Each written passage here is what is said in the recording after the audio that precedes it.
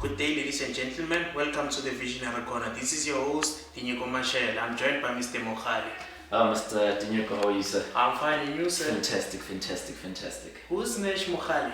Well, how do I put it? In a nutshell, Nash Mokhali is a final year LLB student. Well, I'm interested in the fields of criminal law and criminal procedure, so I might probably be a criminal law and criminal procedure specialist in the near future.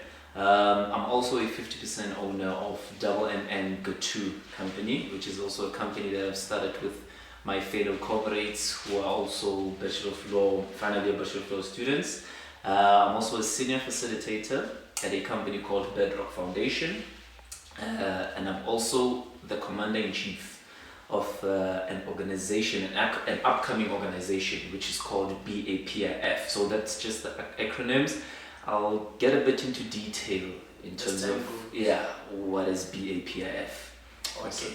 Thanks for allowing us to come and interview you. No, fantastic. Anytime. It's just that these corona situations, we could have done this earlier, but because of the restrictions, we cannot necessarily have a lot of guests and all. That's why we actually even, try to organize the space here. Yeah, because of corona restrictions and whatnot, we could not really vent into my homes and whatnot. Yeah. No problem, sir. But thanks for hosting us. Fantastic, man. No problem. So if I may ask, what led you to do law? Okay, What's the so motivation?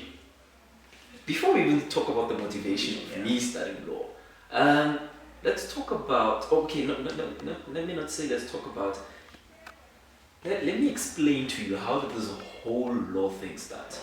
I was in grade 6 where I actually realized that I actually want to pursue a career in law, right? Before that, I thought I was going to be a chartered accountant because everyone was a chartered accountant. So I thought it was probably I should go into the chartered accountancy route. But it was not passion, it was me conforming to society. Right? Remember, I was 12 years old, I had no brains of my own. So when I'm told that chartered accountancy is the it thing, I will go for chartered accountancy. Until there was a point where so my late grandmother, she bought me a laptop at a very young age, right? I think it was maybe 10 or whatnot, but I had a professional laptop by the ages of 10. So I started being a fan of a search engine, right? I don't know if I can say the search engine name, Bing. Yeah, the search engine name is Bing. Not necessarily a Google fan, Bing. So I started just playing around, and then I saw a court case, right? Interesting. At what age? I was grade 6, 12, I think. Or you were doing grade 12? No, I was in grade 6. I was 12 years old. Reading a case? I saw a case, a video of a case. So I thought you were reading a case document. No. I was sure. I didn't even know there was something called a case document back then, So the thing is, I was watching this case and then I saw that, this is actually something that I would want to do in the future, right? Not necessarily because of the status behind it. I don't really care about the status behind it. Not necessarily because of the money behind it. I don't necessarily care about the money behind it.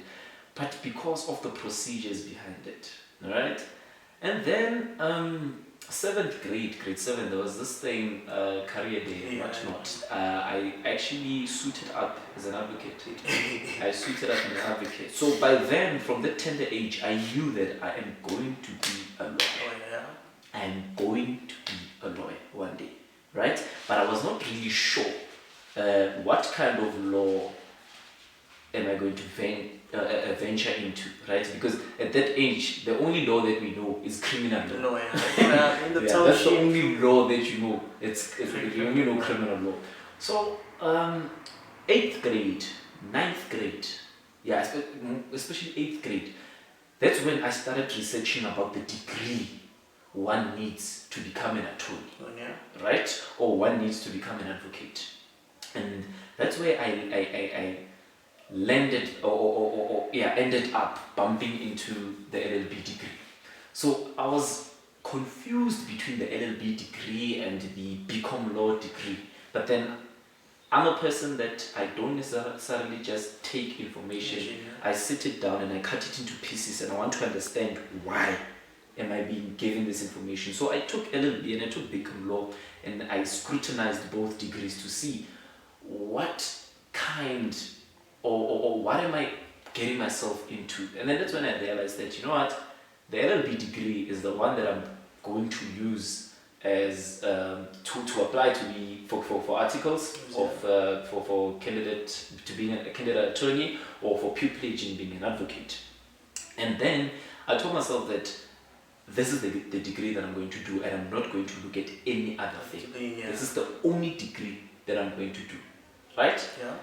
Then I applied now shifting up to grade 11, I applied at a lot of universities, but not the popular universities. So this is something that there's a friend of mine who actually taught me this approach in life, never to care about what people say about you. So 90% of my friends we all wanted to do different things in the field, right? But then there were top 2 universities, the top 2 universities in Gauteng that people, which I won't mention, that people want to see themselves in, right?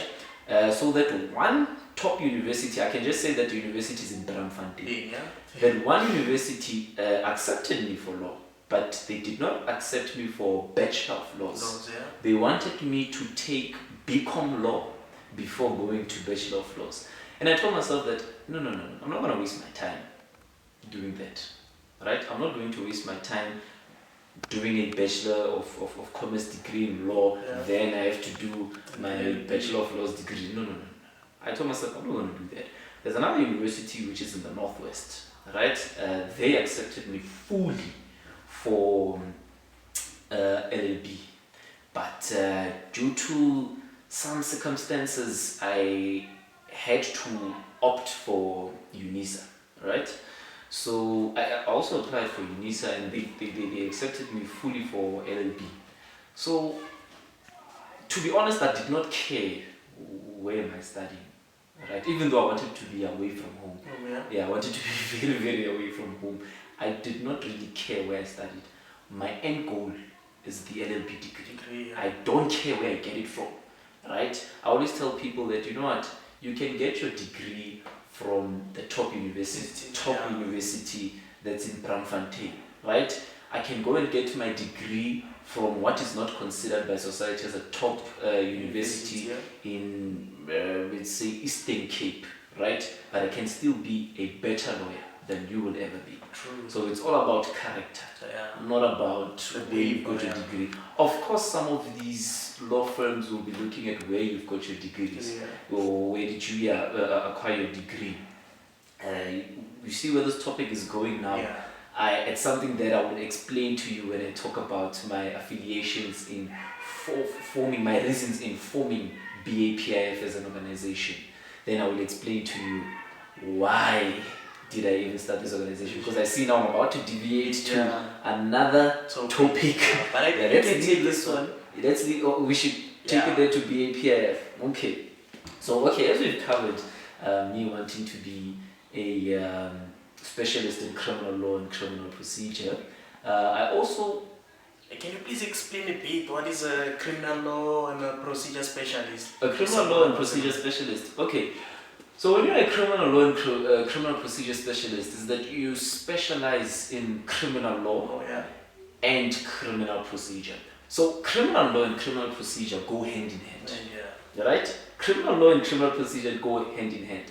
I don't want to confuse the people, but there's something that's called adjunctive law and substantive law, right? So criminal procedure and civil procedure are one of the two, right? So they go hand in hand. For example, let me try and explain it to you. Criminal law tells you what is wrong, what is right. If you do this, this is what's going to happen, right? Criminal procedure deals with when the situation has occurred. How do we deal with that procedure from the time of the arrest, right? Via the courts and when you are being sentenced. That is criminal procedure. So they go hand in hand. So when you are a specialist in that field, it means you are most probably you want to be a criminal defense attorney or a criminal defense advocate, or you want to be a public prosecutor, or you want to be a private prosecutor, right? Which is a little bit complicated when you speak of private prosecutions, but yeah, it's a little bit complicated, but that's more or less what you're going to do. So you're going to be in the criminal field, you're going to be specializing in that field. The only thing you're going to be looking at is that field, right? But you are either a criminal defense attorney or criminal defense advocate or a public prosecutor, right? Or a private prosecutor. So where I see myself, I want to be a public prosecutor. Yeah, I people ask me that, why do you want to be a public prosecutor? There's so much money in other fields of law, like medical law and your company law, conveyancing. Conveyancing, there's big bucks. And then there's a very famous philosopher called Kronman. Yeah, I think it's Kronman. Yeah, Kronman. He stated in one of his books that a person who is interested in the profession of law for the money is a less interesting lawyer. Please say that again, sir. A person who is interested in the profession of law for wealth, status, and money is a less interesting lawyer. I think we should emphasize on that, because today's generation want to do certain careers because of the status and the money. That's the thing. Like as you have mentioned before about the universities and yes, you have to get rid of that stigma. If we get rid of the stigma, people will be so much successful. I have people that we told ourselves that we are going to study LLB, right? I have friends, we told ourselves when we were still in high school, we are going to study LLB. And then when these hotshot universities did not accept them for LLB, because LLB, they require a crazy APS score. So they opted to study something that they don't want just because they want to be part of that university. I told myself, I'm not crazy. I'm not going to deviate I'm not going to deviate from doing LLB just because I'm going to do it at a university that society does not conform to as a top society. No. I told myself I'm going to go and study with the University of South Africa. And I'm doing very well for myself right now.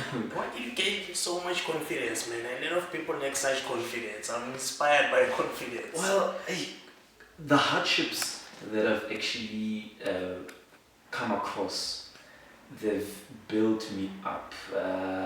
I wouldn't necessarily call it confidence per se. It's just that I'm in a space whereby I don't care what people say about me. And I think that's something you need if you want to be successful. If you want to be successful, don't care what people say. I don't care what people say about me. And I don't listen to people if you're not going to give me good reasons why you want me to do what you want me to do. True. You have to give me good reasons. We have to sit down and explain to me this and this and this. Don't tell me something that you think is correct. No. I want the reasons. Don't give me theories. I want reasons why you want me to do this or why you are convincing me to do this. So with me, I don't necessarily care what people think about me. I used to care. I used to care. I used to care what people think about me. I used to care how people see me. To a point where, and this is a trait that I've actually picked up from a very good friend of mine. He's 25% shareholder of the baking company that we have. His name is Mpomwe. I think the person that I am today, especially after my grandmother has passed away, is because of him. Because I was losing direction. I was not... I lost hope. I was in a situation whereby, you know what, I've lost all hope. Because Mpo I used to cry to him. right? Boy, I cry to him. When I have problems, he's the first person to jump. Or, And rescue you. yeah, when I have big problems, the Go to first him. person that I jump to is Paul. There's another company that I also work for, Bedrock Foundation. The owner of the company, Company. he's a 50% owner of the company. His name is Thabo Kumar. He's also one of the people where when I have a problem, Go to. boom, yeah, I jump. So this thing of confidence, it's mostly the hardships that I've encountered, and then I came to a point where I was like, you know what, I don't care. The people say. I don't care anymore. Like I don't care. Okay, Now I'm gonna yeah. do me. True. Right? You're I'm gonna going succeed. to do me. I'm going to succeed. I'm going to do me. And I forgot to mention again in the bio. I've also started a criminal law tuition and sanitary towel drive, right? But I'll explain to you about that. So in terms of my confidence, I've always been an outspoken person. Yes, yeah. Yeah, I've always been an outspoken person, but I speak softly unless I'm angry. I speak very softly. Don't you think are some of the traits that you need in this field?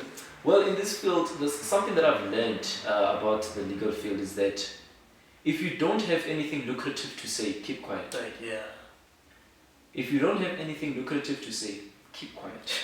And there's something that I've learned in my first years of study. How do I put it to you? The law does not care about your emotions, Yeah. or the law does not care about how do you feel right now. The law is the law. True. If the law tells you this, it is what it is. Yeah, he has to prevail. So that's how I view my life right now. I don't care how you feel. Yeah. Okay, I heard you mentioning your baking company. How did the company begin? Okay, this company is actually started in a very weird way, if I can say, in a very weird way. So the name of the company is Double MN Gatu, and or Gatiao. I know it's very complicated to pronounce the word, yeah, but it simply means cake. See, next time when we're hosting another show, you have to bring your cakes. Yeah? Most probably I'll bring the So that the cakes. audience can see your work. Yeah. So how the company started, I had no interest in baking cakes for a living. I had no interest in baking cakes for a living. But hey, life has hardships, ne? Yeah, life has hardships. But even though life had hardships or has hardships, I never thought one day I would bake cakes. So there's this other friend of mine, she asked me, okay, she wanted a cake for her 21st birthday. And then, I don't know her previous baker what happened. And then she was panicking, needing a cake. I told her, okay, give me the money that you were going to pay those people. I will bake a cake for you. She was like, she was like, nah, bruh, you're wasting my time. I wasn't even doing it for business. I said, give me the money because I just wanted to go and buy ingredients, right? And then I was like, what kind of cake do you want? She was like, anything, just bring whatever you can. I was like, okay, I'm gonna play around. And then I just came home with the ingredients. My mom was shocked. Okay, what's going on now? I told her I'm baking a cake today. I'm baking a birthday cake. It was a big cake. I think I still do it in the pictures. It was a very big cake. So I was like, I'm baking a cake today. Okay. Then I started baking. Baked the cake. My sister helped me. The cake was baked. The cake was good, and it was an exotic cake. So there are ingredients that I use, right? That people don't necessarily use because our cream we make it from scratch. We make our own cream. We don't buy ready-made butter cream. We don't even use butter for frosting and whatnot. We make our own cream for frosting, right? So I baked the cake. I took it to her. She was happy from when she saw the cake. She was like, "Did you bake this?" And she was shocked. She was like, "Nah." And then baked the cake. They tasted the cake. They were, hey, everyone is crazy. Like everyone was crazy. So everyone kept on saying, "Hey, you're sleeping on the job. Probably. You're sleeping on the job. This is a way to make money, right? This is a way to make money. Start baking cakes. I took it lightly. I was like, no. Her cousin called me. I think 3 weeks late. Her cousin called me, started talking. Then the cake situation came about. Then she's like, hey, Wena, you should start baking cakes for a living, right? And then she was telling me how happy my friend's mom was about the cake. And then I spoke to my friends, my comrades, Paul, and Paul was like, guys, I'm good at making cakes, apparently. And I'm going to teach you how to bake cakes. And this is what we're going to do to pay up our school fees. This is what we're going to do to push our businesses or whatever that we have on the sides. And then everyone was in agreement. And then, since then, that's how MN2 came about, and that's how we've been operating the cake business. Interesting. Do you have any capital when you began this company? Zero. So can you please tell someone how can I raise capital? Because people often use this word, I don't have capital, as an excuse for starting a business. Okay. What I'm going to talk about now, I want everyone at home to actually listen clearly, right? Guys, to start a business, I understand that capital is important, but you don't necessarily need capital to start a business, right? Okay, let me rephrase that. You don't necessarily need big amounts of capital to start a business, right? You don't necessarily need big amounts of capital to start a business, and you don't necessarily have to go and make loans for capital, because when you're starting your business, you're in a position, zero, right? You have no capital at all. When you borrow money from the banks or your friends or whomever, right? You are going backwards. You are going to the negative balance. The business is in debt now. The business has not begun, but the business started with debt. Your goal is to make profits, right? Your goal is going forward. But when you start borrowing capital, you are going backwards. Now, you will think that your business is flourishing, but your business is not flourishing, because remember, you have to cover the score, the negative balance, until you get to zero, which is probably going to take you 2 years to get to that zero. Then your business currently starts. Another thing that I noticed about our youth is that we want to start companies as big as Alexandra Forbes, or we want to start companies as big as Nissan, or we want to start companies as big as Sony. Why can't you start at the bottom? True. People don't want to start small, they want to start big. Jeff Bezos, when he started Amazon was not $1 billion company as it is today. Began in a garage. Amazon began in a garage. So that's the problem, the youth. You don't want to start from the ground forces, you want to start from the bottom, and that's life on its own. True. Life, you can't start at the top, you have to start. Right?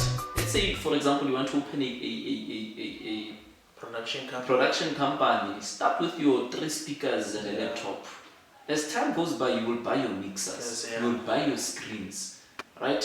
You will configure your room into a soundproof room. True. Right? So the problem with our youth is that they want to start from the top. True. Without starting from the bottom. And that's a very, very, very, very big problem.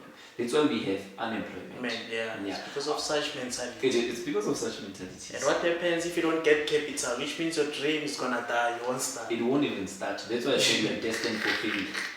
You're gonna sit on that zero. Right? So these are things that I've learned from Paul, my friend. He's the one that actually kind of brought me to the side, because I know I shouldn't be saying this, but he's well off.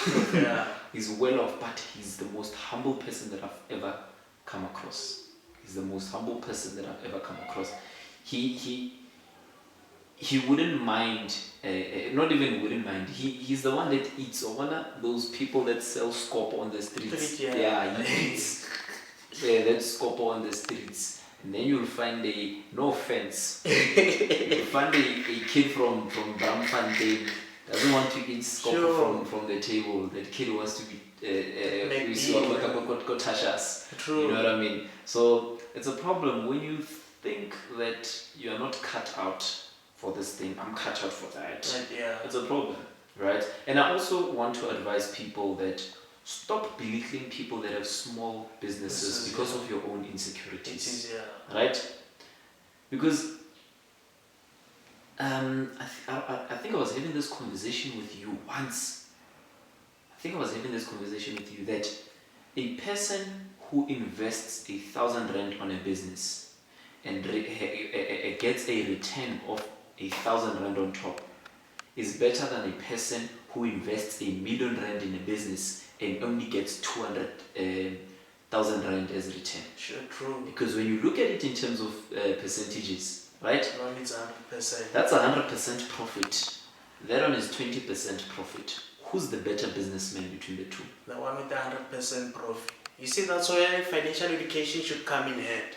People should understand figures. They shouldn't be fooled by big numbers. Without looking at the interest. Thank you.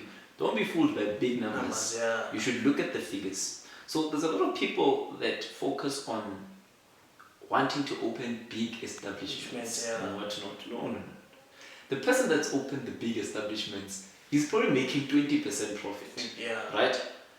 Where now with a small establishment, you are making 100, 150, 200, 300% profits. And you're learning more lessons. Gaining more skills. You are gaining more skills. You are growing as a business more than the person with the larger capital is doing. Right? At the end of the day, you're gonna reach that target.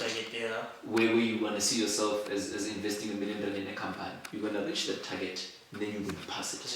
But the person that just started their top, they still have to pay back their debts, right? They still have to pay back their debts. So the profit is 200,000 rand. Where the person could be making $1 million from that million, but then no, 80% needs to go and pay your loan institution or whatnot. And it becomes a problem if you don't even break even or make any profit. So it's far much better if you start with your small capital. Start with your small capital, go into business. But you know another thing, when it comes to business, studying and opening a business is not child's play. So how do you juggle those two? It's difficult. You go crazy, literally. Yeah, literally you go crazy. It requires self-discipline.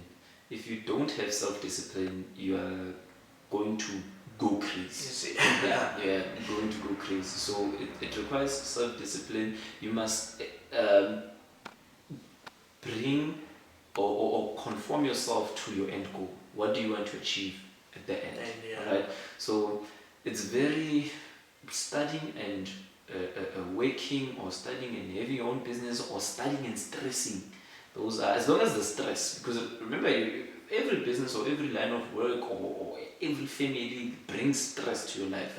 So studying and that kind of stress is very, very difficult, because there's a friend of mine, he's into the property field. He's the sole owner of a property company. He's actually the managing director of that company. Yeah, he's running the company, and it's a housing company, a home company.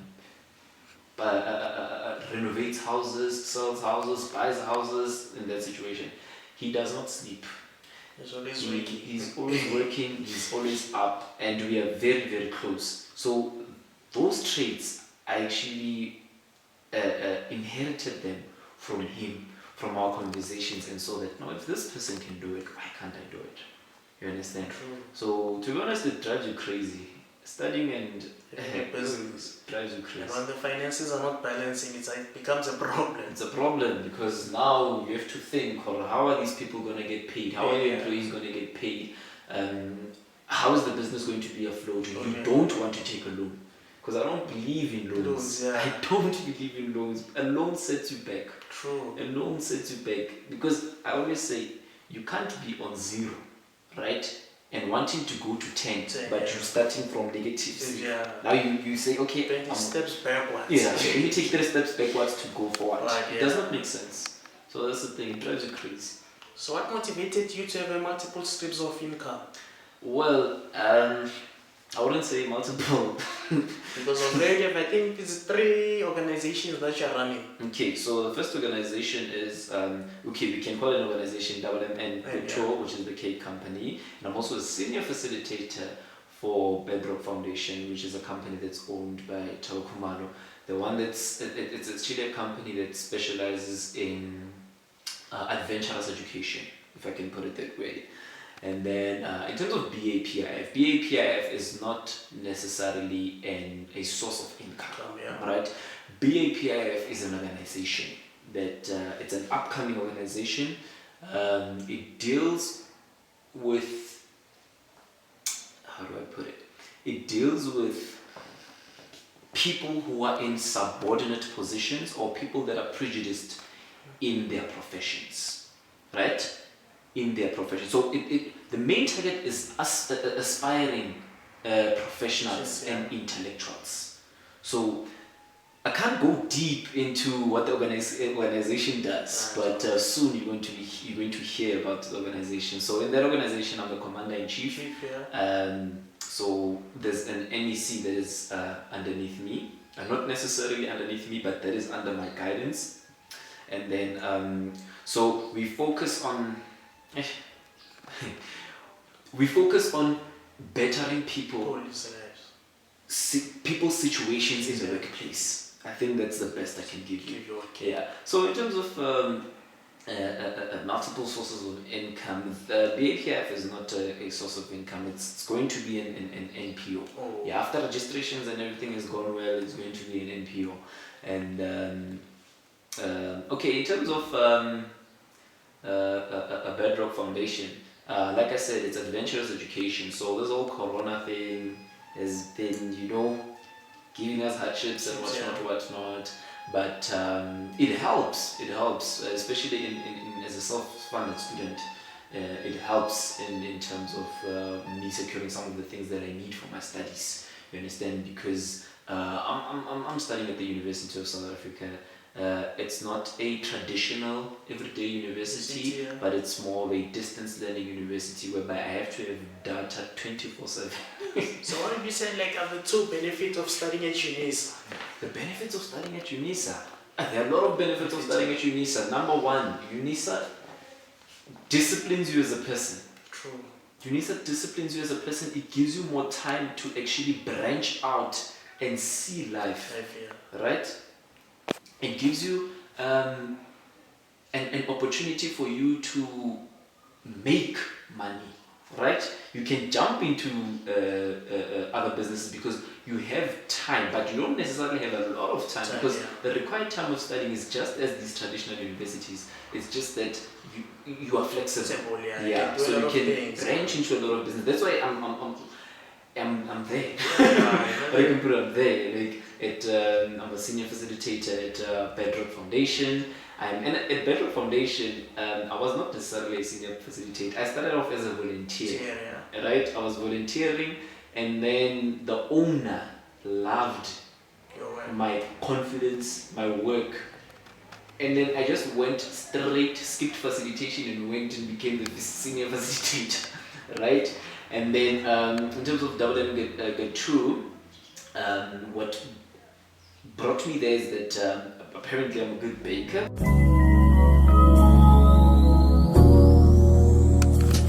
Okay, what advice would you give to young people to be multidimensional? They shouldn't focus on one profession or one source of income. Okay. With the current unemployment. Okay. With the current stats of unemployment, I feel like people are not necessarily lazy. Okay, not everyone is necessarily lazy, or not everyone is enjoying being unemployed.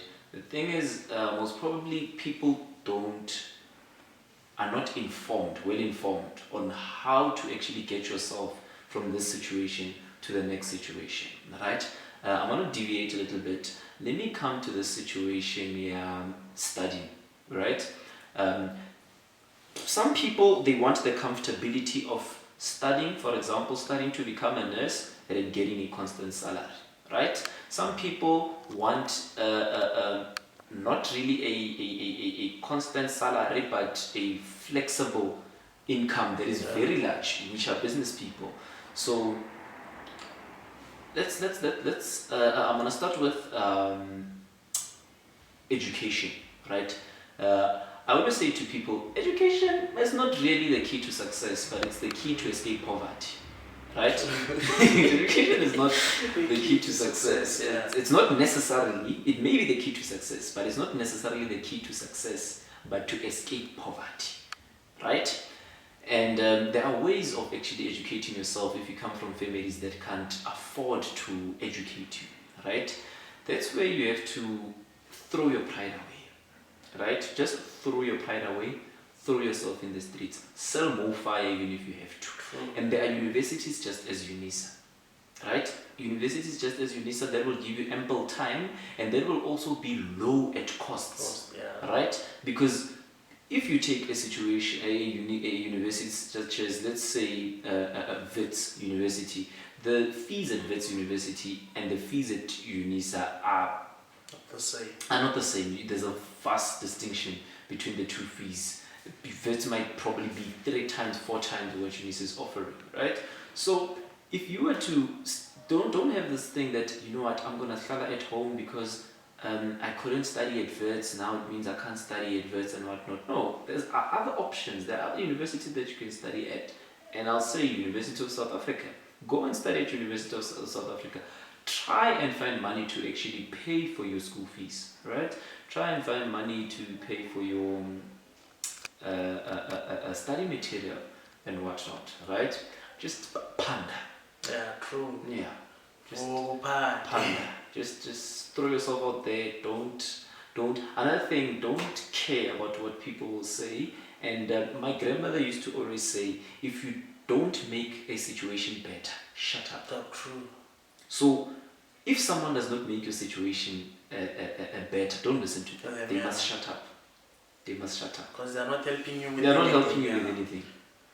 They're not helping you with anything. So, if you're not making a situation better, shut up. And this one is for the people that are discouraging the youth from actually studying from these universities, or youth from actually engaging in these small businesses, right? Because people are scared to go into these small businesses because no, Umalume said, "Hi, don't do this, whatnot." And then when it's time for you to contribute the money, you're looking in the air. So that's that motto I always tell people that, you know, my grandmother used to say, if you're not making the situation better, rather keep quiet. True. Yeah, rather keep quiet. So to the youth, just jump in. Anything that will make you money, and remove this mindset that I want to study at this specific university, or I want to, you know, associate myself with these specific people, or I want to start a big company such as BP. you know, you can't. Yeah, I want to open a big company such as BP, but I want to paraffin. You know what I'm saying? Yeah. So that's what I can say to the youth. Just stop listening to what people are saying and do you. True. If you want that Bachelor of Accounting Sciences degree, go for it. Yeah. Right? If you want that Bachelor of Laws degree, go for it. If you want that MBBCH degree, go for it. Right? And try and hustle to make money, because not everyone has the luxury of having parents that will pay the way through for them. You know, sometimes you just have to hustle for yourself. You know what I'm saying? So that's the thing. People must just remove this mindset. Hey, I want to go and study at UJ. If I don't study at UJ, I'm going to sit at home. Because you're not only messing yourself up, but you're messing your generations to come. You understand? Like, I know we want to live our lives now, but the things that I do will affect your next generation. Yeah, especially me. When I do things, I think about my kids. Yeah. Now I don't want my kids to suffer. To give them the best. Yeah, I don't want them to suffer at all, because children are cruel. Children are mean. Children are mean, and you don't want to. You know, sometimes don't purposely impoverish your kids. Yeah, don't do that. So just Panda to push a Panda press. Yeah, thanks man for joining us today. No, fantastic man, fantastic. Anytime. Sure. We should have another session. No, we definitely have to have another session. We can even like break it down into specific topics. Especially I think we can talk about the legal field. Yeah, we can most likely talk about the legal field, how it is being a legal student, a first year legal student, a mid-year legal student, third, fourth, etc., master student and all that, how to get your feet after graduation and all that. Yeah, so we can most definitely have that.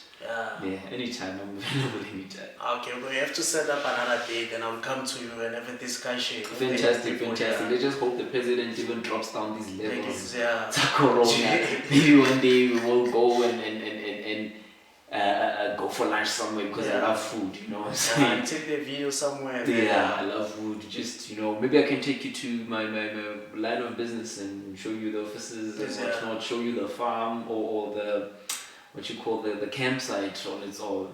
I have to do it, man. I can't wait for the regulations to go down. Yeah, the regulations, they have to go down. They have to go down so that, can show you. Maybe I can even take you take you for a walk, or maybe you can come and shadow me when I'm working. And can motivate someone who's watching the video. Because there's a lot of business out there, people are just not aware of it. True, yeah. There's a lot of businesses out there, people are just not aware of it. So yeah, one day I'll invite you to come and actually shadow and see how we do our line of business, or maybe you can shadow my full day and see how my full day goes. How do I juggle being a student? How do I juggle being a CIC? How do I juggle being a senior facilitator? How do I juggle being a baker? So and as soon as a BAPAF is up and running, then you have to experience. You have to experience what is BAPIF. And what is our mandate, what is our philosophies, and who do we look up to. But what I can say is the philosophies of Muammar Gaddafi, they actually influenced me a lot to actually start this organization. Interesting. We have to set a date. Most definitely. Once it's up and running, we have to come and do another session. Yeah, and we can even get my whole team. The national executive. I can get my whole national executive here, and then you can cover us with questions. And it's gonna be a long one. It's gonna be a long one, but they're gonna like it. And I hope guys you like this one. May you please drop your comments, and may you please like, share, and subscribe. Thank you for watching. Awesome.